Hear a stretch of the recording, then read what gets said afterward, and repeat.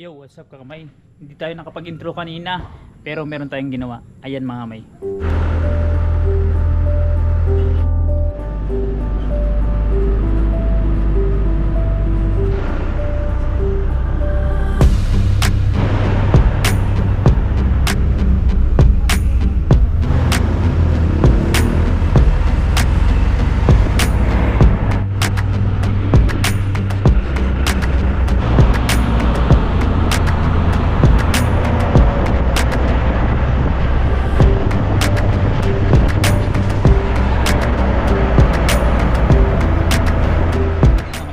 Yan pong ginawa ko.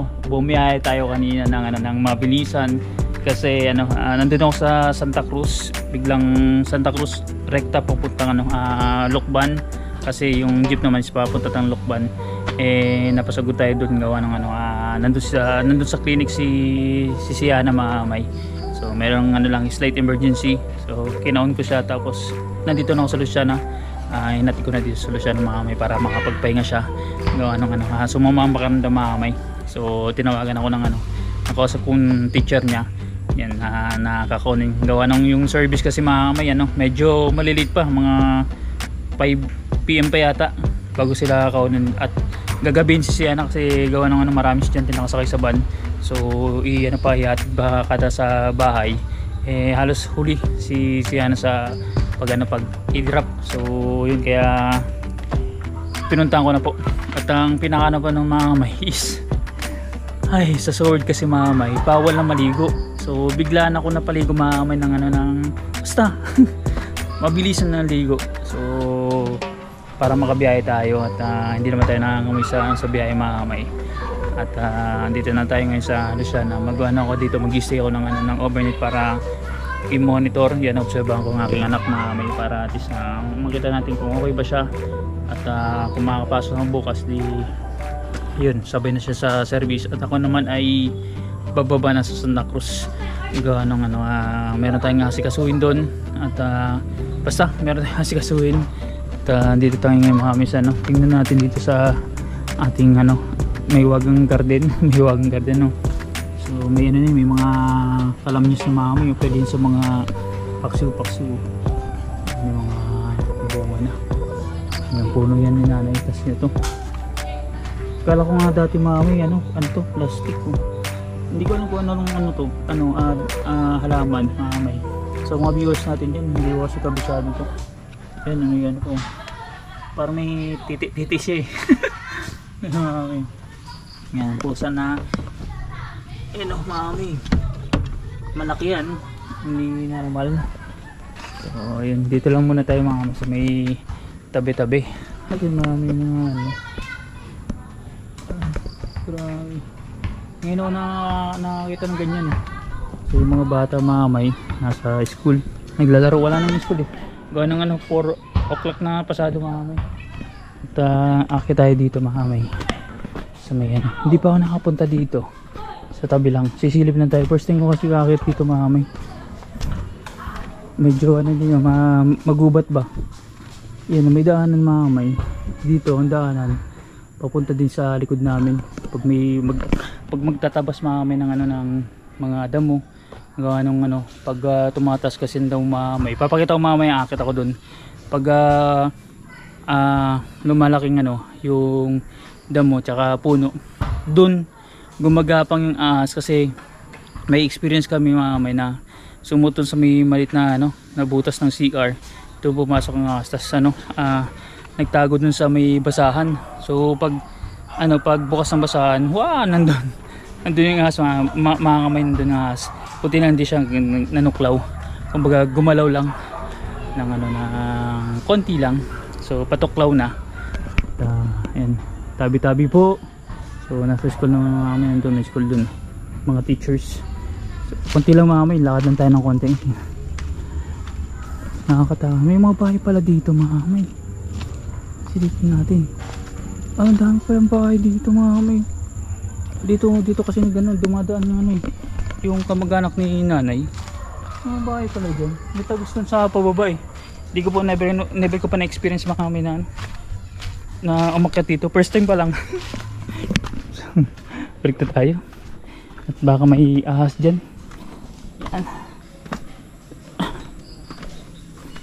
So yan, maliit lang ito mga kamay. Kasya naman dito ang motor, pero hindi kasi ano eh, kumbaga sa 12 to 13 years ko dito na pamamalagi mga kamay, ang nakita ko lang na motor nagpark dito si Japper mga kamay.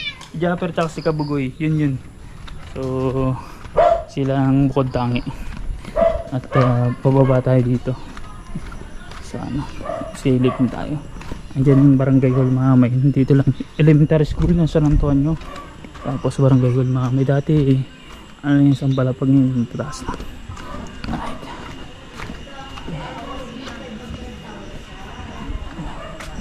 Hindi na tayo bababa. Nakirtan tayo. Dito lang tayo mag-circle mga kamay. Ayan. Ay, lakad lang tayo, mapuno mga kamay. Ang ganda dito pagka gabi malamig. Dahil na pag umulan. Tapos pag bandang January, nako sobrang lamig dito. Tapos nagpa-fog dyan sa baba sa may National Highway. So papanik tayo dun sa taas mga kamay. Pakita ko sa inyo yung likuran. And dyan si Blackie, nabatok mga kamay, natahol. Dito tayo ngayon sa pinaka rooftop ba. So hindi ko, ay na ano, may ano pala, may isa nakasara na. So nakano na siya, nakayero na ano. Dito yun mga kamay, yung sinasabi ko sa inyo na ano, madamo sa may tabi.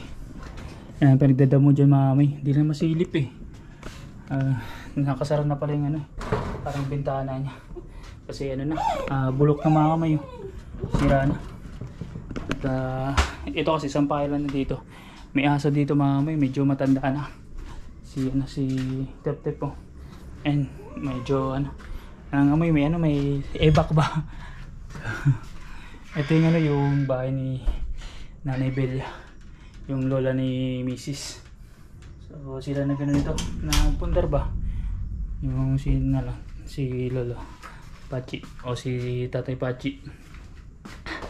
Itong sinasabi ko sa inyo na ano, na ito gano'n, nakakabilib mga kamay yung pag ano nila, pagpundar nito mga kamay. So pag may budget, pakunti-kunti mga kamay hanggang sa nabuo ba, ganun ano, proseso nila hanggang sa napayos lahat, ganun. So nabanggit ko sa inyo mga kamay, kumbaga malupit ano, pag may budget paggawa, pag walang budget stop. So pag may budget naman, paggawa naman. So ganun hanggang sa nabuo siya mga kamay. Hindi siya yung isang bagsakan na may ano, may pera. So mahirap kasing buhay dati mga kamay nila. So pag may diskarte ba, maayos. So yun mga kamay, dito lang tayo sa ano, sa balkonahe. So madalas ako dito nang ganun tatambay mga kamay. So dito sa ano na to, sa upuan na to. So dito rin tayo minsan nagla-live. So yun, at katatapos lang namin magano, gano'n ba, merienda. Karating lang namin si ano mga kamay, galing sa ano, sa Lukban. Nag-jeep na lang kami. Sabi nga nung ano doon sa clinic, kung may service to kami, sabi ko meron jeep. So kinawan ko na siya. Ganong ano, maraming gamit si ano mga kamay sa school, yung bag, tapos yung ano niya, yung pack lunch niya, kasi nagbabaon kasi mga kamay si Ana everyday para sa kanyang ano, lunch time. So alam niya na, kumbaga yan ang isa sa mga cost cutting. Mas maganda na magbaon ka na lang kaysa yung nga bumili ka sa labas, mahal kasing bilihin, at the same time mga kamay, hindi ka pa sigurado kung okay ba yung food, malinis ba, yun. So kaya nagbabaon si Ana everyday. At mga libro, o dami, bali 3 bitbit ni si Ana. Ang bibigat mga kamay, kasi kanina akong nagbuhat eh. Mabigat mga kamay, kaya sinabihan ko si Ana kung nagagamit niya ba yun na libro, notebook sa loob ng isang araw. Kasi pag hindi, i-unload niya para hindi siya mahirapan. At mahirap mga kamay, baka makuba-kuba siya sa kakabuhat mga kamay ng, ano, ng bag tsaka yung mga binibitbit niya. So masyadong ano, mai-stress yung ano, yung muscle niya. So ganun siya, medyo inhaba ako. At kung nakikita, malayo kasi mga kamay sa GoPro mga kamay, yung bundok. Ayan yung tower. So tower na siguro ng cellsite yan. Ito lang disadvantage ng GoPro mga kamay, yung sinabi ni Japper na hindi nakikita ng GoPro yung ano, kagandahan ng ano, ng nakikita ng sa mata ba. Tulad nito yung actual namin, maganda kasi yung ano dito, yung venue. kahit na nasa bahay ka lang, kita mo yung, yung tanawin ng bundok, mga puno. So dito sa GoPro kasi hindi nakikita mamay. Yun ang yun ang disadvantage. Pag sa cellphone yan, pwede mo siya i-zoom eh. Kaya nakikita mo yung kung anong meron dito sa lugar nila misis. At paulan na naman mamay. So ang dito mamay, pag mga bear starting ng July hanggang March, yan, tuloy-tuloy ang ulan yan dito. Ito yata sabi nga ni Daddy Nick mamay, ito yung lugar na kung kailan aaraw. So kasi panayan dito ang ulan. Tapos ang tubig dito mamay sa mga nakatira dito, mga may viewers tayo na nakatira dito sa Luciano or nakarating na dito. Yung tubig dito mamay, sobrang lamig. Sobrang lamig mamay, parang ice water ba pag naliligo ka. So ganun siya, mapagripo man puso, ganun siya kalamig mamay. Tinagurian to na little Baguio ng Laguna. Kasi yung Baguio, 'di ba, nasa Baguio City. So sa yung parting north, ito naman little Baguio ng Laguna. So Luciana mamay. At dito niyo rin matatagpuan mamay yung mga yung nakikita niyo na bayong. So dito po yung ginagawa. At marami pong tanim dito ng mga pandan leaves, yung mahaba po, which is nung mga nakarang vlog mamay, pinakita ko sa vlog ko mamay kung gaano kalaki yung puno, tapos gaano kahaba yung yung daon. At yun yung plano ko mamay, na may nakausap ko dyan sa baba na tricycle driver na naglalalan tawag dun eh, yung inaayos yung pinaproseso yung pandan para gawin siyang bayong. So may kasi ngayon mamay, ang bayong is nag-level up na. So na-customize na siya, nag-iba-iba na ng yung design. At the same time meron na ng synthetic na mga bayong, yung mga ratan-ratan. So dito na rin yung ginagawa mamay para mapabenta locally tsaka in-import.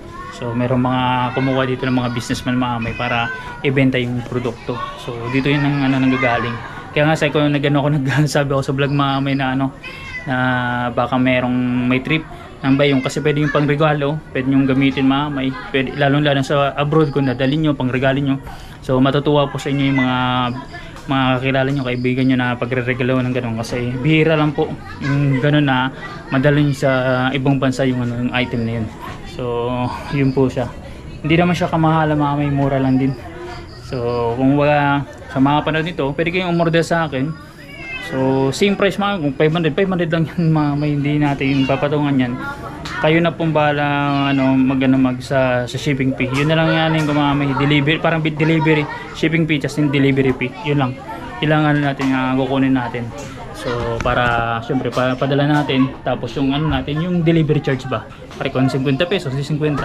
So most likely ganun lang mamay yung i-charge natin. Hindi na tayo papatong ng doble pa. So hindi tayo ganun. So ayan, pauwi ng mga estudyante mamay. Yan ang isa sa mga alarm clock natin dito mamay. Pag once na umingay na yan, ibig sabihin tanghali na. Tapos may nagtatambol yan yung DBC, Drum and Bugle Corps ba ang tawag nun. So ganun siya. Ito, daming halaman ni nanay. Ganda na mamay. Hopefully magkaroon din tayo ng ganito mamay. Yung masasabi natin na sariling atin, kasi hindi naman ito atin mamay. Nakikiyano lang tayo, nakikitira lang. So yeah. Sabi nga siya na sa kanya daw to. So siya na kasi yung isa sa mga very close kay Nanay Belia, kasi yung anak namin, kasi dito na siya dito siya pinanganak, dito siya inalagaan, dito siya lumaki. So kaya very close sila na maglola. Lola sa tuhod ni si Nanay Belia. And yun. Hindi ko sa tuhod ba o or talampakan. Basta yun mamay. At bukas pag okay na si Siana, larga na tayo pababa. Dito tayo ngayon sa pinaka ground floor. At dito natin tutuloy yung vlog natin. So parang nag-house tour tayo At isa to sa mga yung parang sabi nga, pag once na content creator ka, may may isa ka sa mga benepisyo may makakuha. Yung parang may time ka, may sinasabi na hindi naman absolute time freedom, So kumbaga na re-restrict ka pa rin ng ano ng oras, pero at least nakaka kilos ka kaysa dun sa nangangamuhan ka. So pag syempre pagka nagtatrabaho kasi sa isang company, so di ba nagtrabaho ka, hindi ka basta-basta makakaalis. Tulad yan, meron akong slight emergency kanina. So nakalis tayo kaagad kanina. So nakapunta tayo dun sa Lokban ng mabilisan yung kilos, nakabiyahe tayo. So yun ang isa sa mga benepisyo mga kami sa pagiging vlogger mga kamay. So kaya yun nga, sabi ko nga sa inyo mga kamay, please support yung munting channel natin. At meron pa nga sa akin mga kamay na nag-comment na sa comment section na magaling daw ako mag-suggest regarding sa mga content, pero hindi ko daw magawa sa sarili ko dahil mababa ang views natin. So sa akin naman, yun nga, binanggit ko na normal yun sa tao mga kamay, na kahit naman sa relationships, in any form ng advice mga kamay, hindi lang sa pagko-content o pag-vlog, na may mga tao talaga, isa na ako doon na maayos ako mag-advise sa ibang tao, pero pagdating sa application sa sarili ko mga kamay, nahihirapan ako mga kamay. So yun siya mga kamay, ganun siya. May mga ganung mga kamay, hindi lang naman ako marami. So ang mahalaga dyan mga kamay, hindi tayo namumuna or nangunghusga ng kapwa-tao mga kamay. So kumbaga yun lang yung mga kamay ang masasabi ko. Tapos yun nga, ito dito mga kamay, dati napapunta dito siya na Japper, di ba? So dito nag-stay yung Sword family, sina Sir Kanochi, si Ma'am Kamal, si Daddy Nick, Tito Pards, Tim, si Japper, si Ann, yung editor pa dati mga kamay, si Kapakpak, yun ang kasama dito mga kamay. So dito kami nag-stay dito mga kamay. So dito sa munting tahanan. Ang akala nyo lang mga kamay, sobrang yung parang malawak ba kasi naka-wide yung nating GoPro. So lang to, maliit lang, parang minimalist ba? Hindi ba minimalist pa ang tawag? Basta maliit lang mga kamay. Yung na to, yung area. At the same time mga kamay, kung natatandaan nyo, dito nag si Jabber dito yung naglagay ng highlights, yung asa na yun yung yung parabidal ni Siana. Ginawa niya highlights mga kamay para maging parang si Chucky yung datingan, naging horror. Yun. At yan sir, tinanggal ko na mga may doorknob gawa nung nasira na. So hindi pa napapalitan kasi ang tigas ng mga kamay nito. Sabi ko sa inyo na tinanggal ko yung yung andito yung dila niya, bulok na pala yung tornilyo. Mangyayari dito, pwede na siya bilhan, gawa na ng bilhan ng bagong doorknob ang tawag, doorknob. Ang gagawin kasi may dyan, may screw na naputol. So ang pangalan niyan is baray na lang siguro, drill. So yung pangalan ng yung mechanical ba tawag na, basta yung drill para matagos yung kahoy. Sobrang tigas nito ma'am. Grabe yung tigas nito. Hanggang solid na to. Hindi ko alam kung nara to o mahugani. Sobrang tagal na ito mga kamay. Mas matanda pa to sa akin yung to pinto. Ito mga kamay, sabi ni nanay galing pa to sa sa Saudi Arabia nung nag-aabon pa si Lola Pachi mga kamay. Grabe. Tapos ito, grabe yung baka na to mga kamay. Sobrang tagal na yan, kumbaga dekada. Sabi mas matanda pa nga sa akin mga kamay. Kasi si nanay ngayon nasa 82. So ganun yan ito. So dito tayo minsan nagbablog mga kamay, pag once na revenue update tayo, kung makikita nyo yan, ganun siya. So napaka alam mo yan, nakita ko kasi yung ito, yung parang improvement nung bahay na to. So kasi dati wala to hindi siya hindi siya nakaganito na nakabakal. So kumbaga full siya, nakasarado lang siya, may bintana lang diyan na bintana normal. So ginawang sliding may gawa ng meron kasing pinapasok minsan na ito yung malaking item. So dito lang pinapadaan. Gawa lang dito kasi masikip mahamay. Hindi kasya. So, ganyan siya. Ayan. Alright. Ito pala mga kamay. Oh. Ito yung ano ni ginawang highlights ni Jaffer. Oh. Yung barbidal.